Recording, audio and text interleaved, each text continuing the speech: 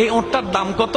ওই দামাদামি হলো, নবী সে দামে কিনতে রাজি হলেন, কিন্তু নবীর কাছে তখন অর্থ ছিল না। তখন নবীজি ওনাকে বললেন, আপনি আমাকে ওঁটটা দেন, আমি এখন গিয়ে আপনার সেই প্রাপ্যটা পাঠিয়ে দিচ্ছি।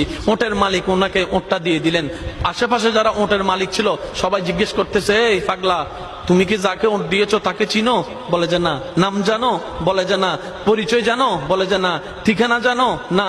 তো তুমি যে ওঁটটা দিয়ে দিলা, উনি যদি ওঁটের টাকাটা না ফাটায় তখন তো তুমি লসের মধ্যে চলে যাবা। সে ওঁটের মালিক বলে, এত সুন্দর নুরানি চেহারাওয়ালা কখনো বাটপার হতে পারে না, কখনো চিটার হতে পারে না, কখনো মিথ্যুক হতে পারে না।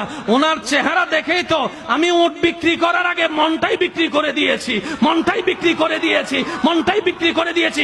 তোমরা যাই বলো, আমার মন বলে উনি আসবেই আসবে, টাকাটা পাঠাবেই পাঠাবে।